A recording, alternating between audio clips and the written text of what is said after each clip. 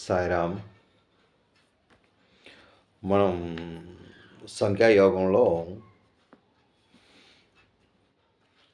55 శ్లోకాలు వరకు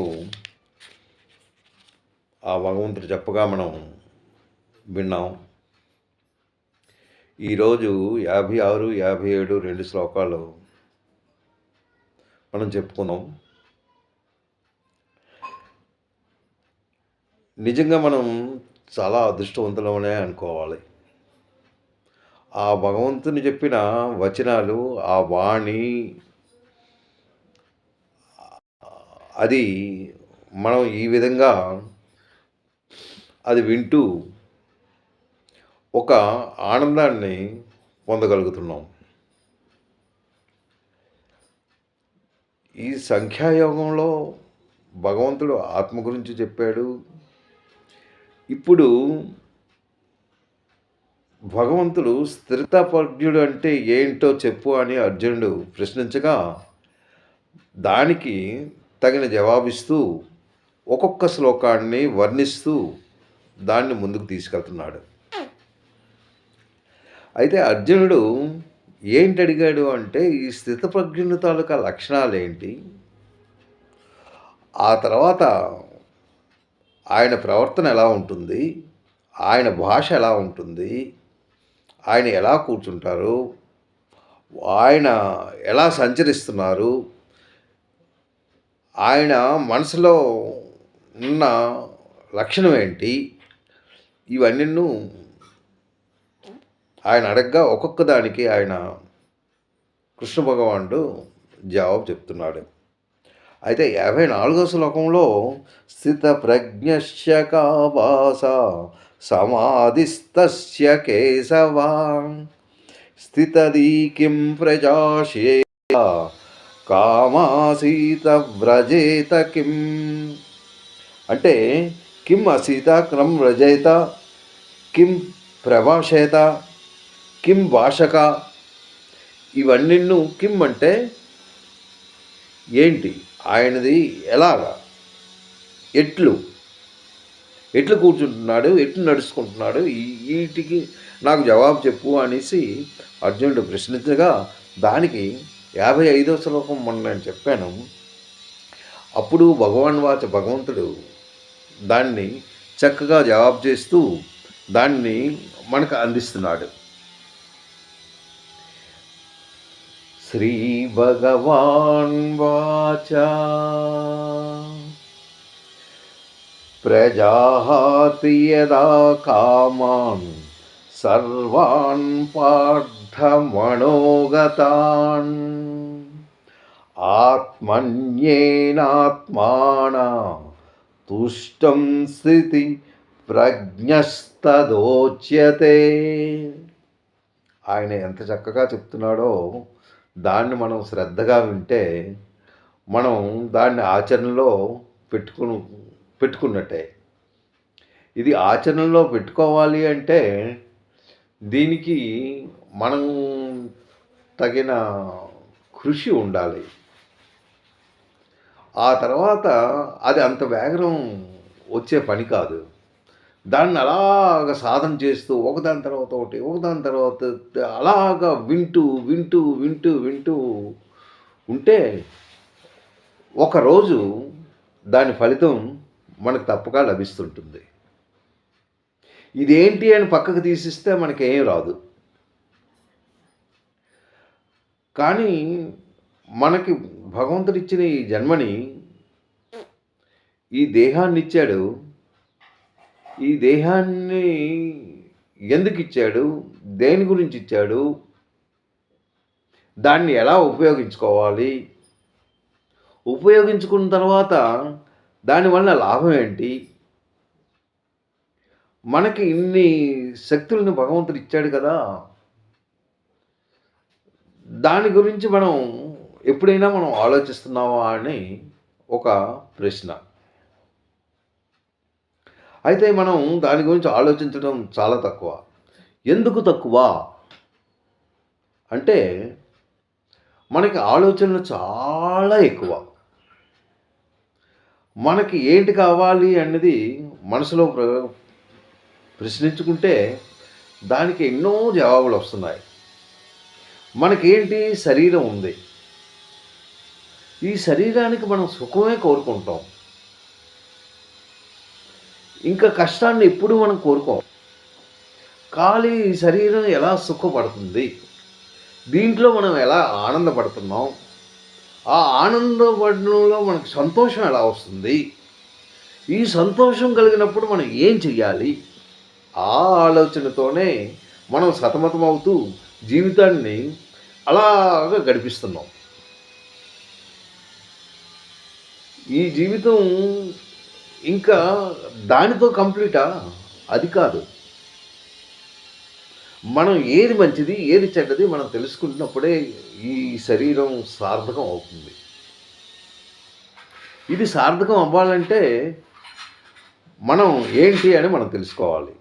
అదే ఇక్కడ భగవంతుడు మనకి 54వ శ్లోకంలో 55వ శ్లోకంలో ఆయన చెప్పింది ఏంటంటే, ప్రజాహతి యథా కామాన్ సర్వాన్ పార్థ మనోగతిన్. అంటే ప్రజాహతి పూర్తిగా ఈ కష్ట సుఖాలు, సుఖ దుఃఖాలు, మంచి చెడు ఏవైతే మనకి కావాలని మనం ఆశిస్తున్నామో అవన్నీ పోవాలి. అవి త్యజించాలి, అవి విడిచిపెట్టాలి. సుఖంగా ఉన్నప్పుడు ఈ శరీరం సుఖం కోరుకుంటుంది. శరీరం సుఖం కోరుకోవడంలో తప్పేం లేదు. అలాగే దుఃఖం వచ్చినప్పుడు అప్పుడు మనం ఏం చేస్తాం? ఆ దుఃఖాన్ని మనం పారద్రోలగలమా? మనం విడిచిపెట్టలేమే. దుఃఖం ఎందుకు వస్తుంది? సుఖం మనం కోరగా వచ్చేస్తుందా? దుఃఖం మనం కోరగా వస్తుందా? ఈ దుఃఖం వచ్చినప్పుడు ఎందుకు కృంగిపోతున్నావు? సుఖం వచ్చినప్పుడు ఎందుకు ఆనందపడుతున్నావు? కానీ నీ కోరిక ఏంటి? సుఖమే కావాలి. ఈ కోరికలతోనే నీకేంటవుతుంది? నీలో ఉన్న రాగం పెరుగుతుంటుంది. కోరికలు తీరకపోతే ఏంటవుతుంది? కోపం వస్తుంటుంది. ఎప్పుడైతే కోపం నీలో మనిషిలో ప్రవేశిస్తుందో అప్పుడు నీ దేహం అధోగతికి, అంటే డౌన్ లెవెల్కి వెళ్తుంటుంది. కోపం అన్నది అంత డేంజర్ అనమాట. It is very danger to your health. Not only health, your mind, నీ బుద్ధి, నీ మనస్సు, నీ శరీరం మొత్తాన్ని అన్నింటిని పాడు చేస్తుంది. ఇవి పాడు చేసినప్పుడు ఏంటి? నీ బుద్ధి ఇంకా బాగా పనిచేయదు. ఇవన్నీ ఉంటాయన్నమాట. అందుకే ప్రజాతి యథా కామాన్. కామాన్ అంటే కోరికలు. అంటే నీ కోరికలు ఎప్పుడైతే నువ్వు కొద్దిగా దూరం పెడతావో అప్పుడు నీకు సుఖం కలుగుతుంది. సర్వాన్ పార్థ మనోగతాన్. మనోగతం అంటే అది మనస్సులో ఉండకుండా, దాన్ని ఎప్పుడైతే నీకు కోరిక వస్తుందో అది మనసు నుంచి నువ్వు కొద్దిగా విడిచిపెట్టాలి. నీ కోరికలు ఎలా కలుగుతాయి? ఏ వస్తువు మీదో నీకు వాంఛ ఉంటుంది, తినాలనే వస్తువులు ఉంటాయి, ఆ వాంఛ అవి నీకు తీరాలి, అది నీకు కోరిక కావాలి. ఈరోజు నువ్వు మంచి మిఠాయి తినాలని ఉంటుంది, అది ఒక కోరికే. ఆ కోరిక అన్నది తీరడం ఎంతసేపు నీకు కలుగుతుంది? అది లోపలికి వెళ్ళినంత వరకే, అది రుచిగా ఉంటుంది అప్పుడే. ఆ తర్వాత ఏంటవుతుంది? అది కొంత సమయం మాత్రమే. నీకు శాశ్వతంగా కావాలి అంటే ఇది ఒక ఆనందం. వస్తువు తెచ్చుకున్నావు, దానికి ఆనందమే.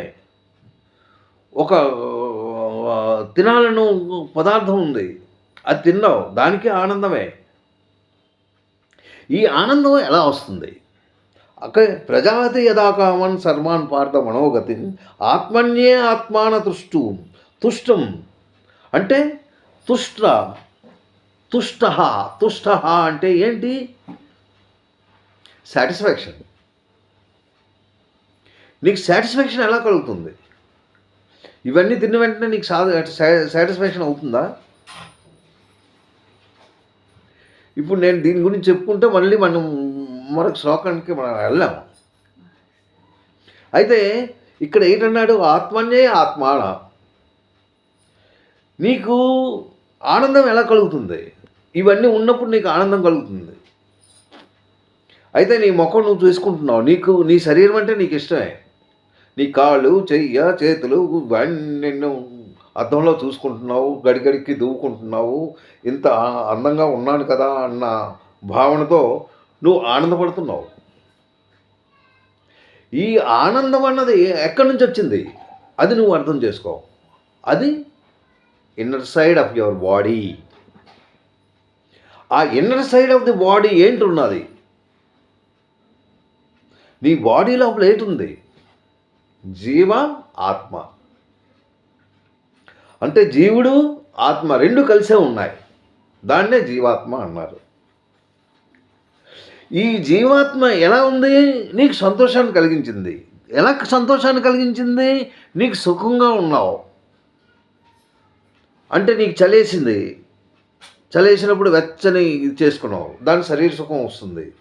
నీకేమో బాగా వేడి, చెమటలు పట్టేసావు, అప్పుడు ఏసీ ఆన్ చేసావు, అది శరీర సుఖమే. శరీరానికి సుఖం ఇస్తున్నావు. దీనివల్ల నీకు ఆనందం కలుగుతుందా? ఎంతసేపు ఆనందం కలుగుతుంది? ఈ ఆనందం ఎక్కడి నుంచి వచ్చింది? In your body only. అంటే నీ బుద్ధి, నీ మనస్సు, దీని నుంచే నీకు ఈ ఆనందం కలిగింది. అంటే ఇన్సైడ్ ఆఫ్ ది బాడీ ఏంటుంది? జీవాత్మ ఉన్నది. అంటే ఆత్మ ఏంటి? ఆనంద స్వరూపుడు. ఆత్మ ఏంటి? ఆనంద స్వరూపుడు. ఆత్మ ఎప్పుడూ ఆనందంతో ఉంటుంది. ఆత్మ ఆనందంతో ఎప్పుడూ లోపల ఉంది. దాన్ని సంతృప్తిపరచడానికి నువ్వు ఇవన్నీ చేశావు. అయితే ఇదేంటిది? ఓకే, నీ కోరికలు ఉన్నాయి, నువ్వు కోరికలు తీర్చుకున్నావు, ఇదంతా అయింది. కానీ ఎంతవరకు? How far all? జస్ట్ ఈ కోరిక ఉంది, ఈ కోరిక నీకు తీర్చుకున్నావు, మరొక కోరిక మళ్ళీ నుంచి స్టార్ట్ అవుతుంది, మళ్ళీ కోరిక స్టార్ట్ అవుతుంది, మళ్ళీ కోరిక స్టార్ట్ అవుతుంది. ఇది there is no end at all. ఇదేంటిది? ఇది క్షణికమాల, క్షణికమే, అంటే కొంతవరకే.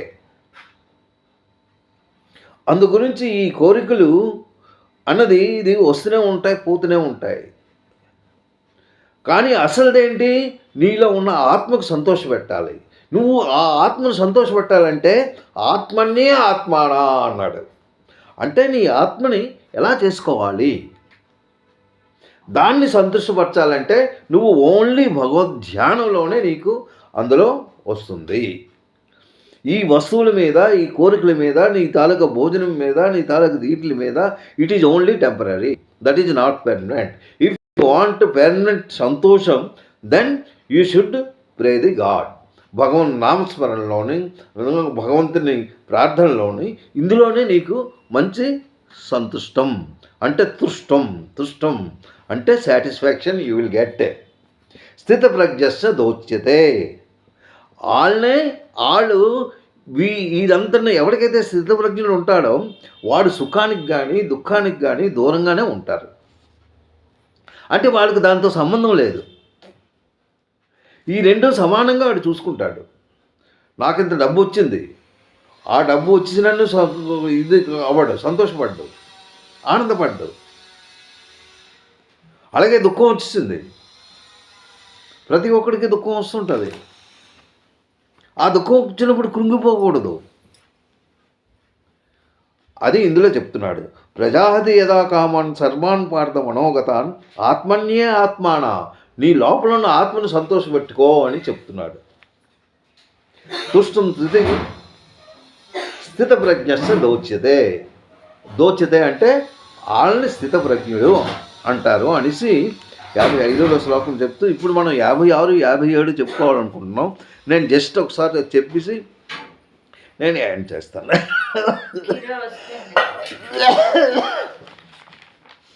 అయితే 56లో ఇంతవరకు భగవంతుడు దీని గురించి చెప్పాడు. నీ పుత్రులు, నీ భార్యాపుత్రులు వీటి గురించి నువ్వు పాటుపడుతుంటావు, దాంట్లో సంతోషం నీకు ఉన్నది అనుకుంటున్నావు, దాంట్లోనే నువ్వు తృష్టిపడుతున్నావు. అది కాదు, ఆత్మని నువ్వు చేసుకో అనేసి ఇక్కడ, ఓ అర్జున, మనస్సునందరి కోరికలన్నీ పూర్తిగా తొలగిపోవాలి. ఆత్మ ద్వారా ఆత్మయందు సంతుష్టుడై ఉండాలి. ఆత్మ ద్వారా ఆత్మయందు అంటే జీవాత్మ, దాని ద్వారా నువ్వు సాటిస్ఫాక్షన్ అయి సంతుష్టువై ఉండాలి. పరమాత్మ అది ఎలాగొస్తుంది? అది నువ్వు సంతోషం పరమాత్మ యందు సంయోగం అయి ఉండాలి. You should connect with the Bhagwan. అది ఆ భగవంతుని మీద ఎవరైతే కనెక్ట్ అయి ఉంటారో వాళ్ళు స్థితప్రజ్ఞులు అంటారు అనేసి ఇందులో చెప్పాడు. నెక్స్ట్ 56లో, సర్లే ఇది ఇలా ఉంది అంటే ఆయన చేసిన ప్రశ్నకి ఒకదానికి జవాబు చెప్పాడు. ఇంకా మొత్తం 4 ఉన్నాయి. ఇది ఎలా మనసుని ఎలా కంట్రోల్ చేసుకోవాలి ఏంటి అనేసి, స్థితప్రజ్ఞుల తాలూకా మనసు ఎలా ఉంటుంది, ఆడు ఈ కోరికలతో ఉంటే ఎలా ఉంటుంది, సుఖ దుఃఖాలతో ఉన్నప్పుడు అది సమానంగా ఉండాలి అనేసి ఇక్కడ చెప్తూ, తర్వాత నెక్స్ట్ ఇంకేంటంటున్నాడు, దుఃఖేష్వానుద్విగ్నమణ అనుద్విగ్నమణ, దుఃఖేషు అనుద్విగ్నమణ అంటున్నాడు. దుఃఖేషు అనుద్విగ్నమణా సుఖేషు విగత స్పృహ. పొంగిపోకూడదు. ఏటి? సుఖేషు, సుఖం అయినప్పుడు, సుఖం కలిగినప్పుడు పొంగిపోకూడదు, దుఃఖం అయినప్పుడు ఎక్కువగా కృంగిపోకూడదు అనేసి ఇక్కడ చెప్తున్నాడు. విగత స్పృహ,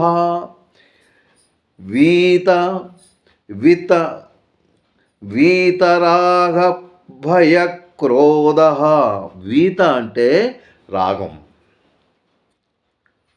సంసారం అనేది ఎప్పుడైతే నువ్వు అందులో పడ్డావో దాన్ని రాగ. నీ భార్య, పిల్లలు, ఇవి స్నేహితులు, బంధువులు, ఇది అనమాట. ఇది ఎప్పుడైతే నువ్వు పడ్డావో నీకు రాగం అనమాట. ఆ రాగంకేంటి తోడు? అది కోరిక అనమాట. అది దానికేంటి తోడు? అది పెరుగుతూ ఉంటాయి. కానీ ఇటు భగవంతుడి వైపు వెళ్ళాం. స్థిత దూర్మణ్యరుచ్యతే. ఇదే స్థిత ప్రచుందాలకు ఏంటంటాడు?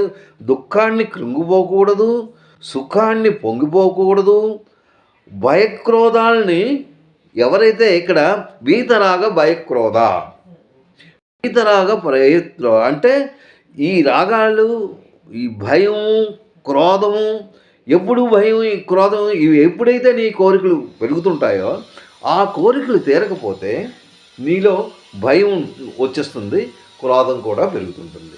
ఎప్పుడైతే ఈ భయక్రోధాలు ఉంటాయో అవి ఉన్నంతకాలము నువ్వు భగవద్ధ్యానంలోకి వెళ్ళలేవు. నువ్వు ఇవి తగ్గించుకున్నట్టయితే భగవద్ధ్యానంలోకి వెళ్ళగలవు. వాళ్ళనే స్థితప్రజ్ఞులు అంటాడు. వాళ్ళని ఎప్పుడైతే ఎవరైతే స్థితప్రజ్ఞులు అయ్యి ఉంటారో దీనికి దగ్గరికి రారనమాట. వాళ్ళు స్థిర బుద్ధి కలిగి ఉంటారు. ఇదేంటి? అంతఃకరణం నందు నీ లోపల ఉన్న, అంటే ఈ రాగద్వేషాలు ఇవన్నీ ఎలా కలుగుతాయి? నీ ఇంద్రియాల ద్వారా, నీ మనస్సు, బుద్ధి ద్వారా ఇవి కలుగుతుంటుంది. ఈ బుద్ధిని పాడు చేస్తుంటాయి. అవి లేకుండా ఉన్నప్పుడే నువ్వు దానికి వెళ్ళగలవు. దుఃఖేశు అనుద్విగ్నమణ సుఖేశు విగత స్పృహ. విగత స్పృహ అంటే పొంగిపోకూడదు. ఎప్పుడు? సుఖం ఉన్నప్పుడు. దుఃఖేషు, దుఃఖంగా ఉన్నప్పుడు. దుఃఖం అన్నది అది ప్రతి ఒక్కడికి అది కలుగుతూనే ఉంటుంది. ఎన్నో జీవితం అయిన తర్వాత ఇక దుఃఖం తప్పదు. అది కష్టం, సుఖం, ఈ రెండు వస్తుంటాయి. ఈ రెండు ఎవరైతే సమానంగా చూస్తుంటారో వాడు భగవంతుని దగ్గరికి వెళ్ళగలడు అనేసి 56వ శ్లోకంలో చెప్తూ 57లో ఏంటంటున్నాడు అది మనం చెప్దాం. యం సర్వత్రాణావిస్నేహ తత్తత్ ప్రాప్య శుభాశుభం తత్తత్ అప్పుడప్పుడు ఆయా అలాంటివి యః సర్వత్రాణ అవిస్నేహ అవిస్నేహ మమతాసక్తులు అంటే ఈ స్నేహం అనేది ఉంటుంది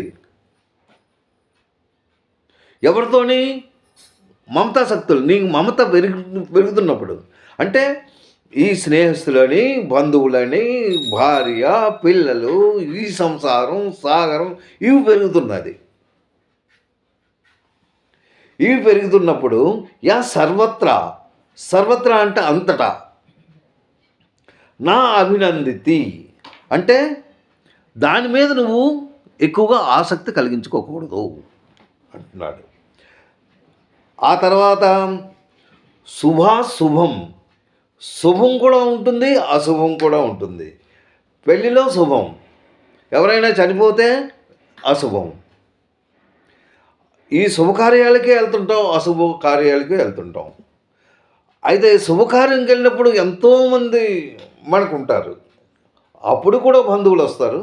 అశుభ కార్యక్రమంలో కూడా మనకు బంధువులు వస్తుంటారు. ఈ శుభంకి అశుభంకి ఈ రెండు నువ్వు సమానంగా చూసుకోవాలి. అది పెళ్ళిలో ఎప్పుడు ఆనందంగా ఉండే మనుషులను చూస్తూ ఉంటావు, అశుభంలో ఎప్పుడు ఏడుపులతో ఉంటుంటారు. అయితే ఈ రెండు కార్యాలను నీ మనసులో మాత్రం ఈ రెండు సమానమే అని నువ్వు చేసుకోవాలన్నమాట. అది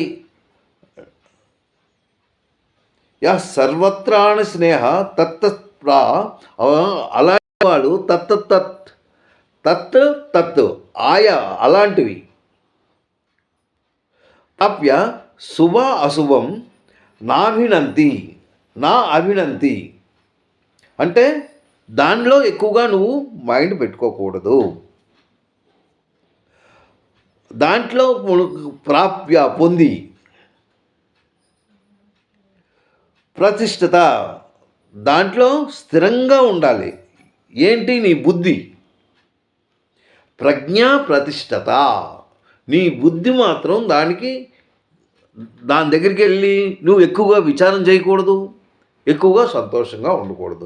నీ బుద్ధిని నువ్వు కంట్రోల్ చేసుకోవాలి అనేసి ఇందులో చెప్తున్నాడు. ద్వేష్టి అంటే ద్వేషింపబడడం, నా అభినందితి నా ద్వేష్టి, దానిలో ద్వేషించకుండా నా అభినంది అన్నాడు, నా ద్వేష్టి. తస్య అంటే నీలో అవేం ఉండకూడదు. నా అభినందితి నా ద్వేష్టి తస్య ప్రజ్ఞ అంటే బుద్ధి, నీ బుద్ధి ప్రతిష్ఠిత స్థిరమై ఉంచుకో అని చెప్తున్నాడు. యః సర్వత్రాణి విస్నేహ తత్తత్ ప్రాప్య శుభాశుభం నా అభినంతి నా ద్వేష్టి తస్య అతని యొక్క తస్య ప్రజ్ఞా ప్రతిష్ఠత, ఆయన బుద్ధి ఎప్పుడు స్థిరంగా ఉన్నప్పుడే దీనికి దూరంగా ఉంటాడు అనేసి 57వ శ్లోకంలో నేను ఈ 57వ శ్లోకం వరకు చెప్పాను. జస్ట్ మనకి టైం తక్కువ కనుక నేను ఓన్లీ దాని తాలూకా మీనింగు ఆ శ్లోకం నేను చెప్తున్నాను. మిగిలింది ఏదో నాకు వచ్చిన రీతిలో మీకు అర్థం అయ్యే రీతిగా నా ప్రయత్నం నేను చేస్తున్నాను. తప్పులుంటే క్షమించండి. సాయిరామ్.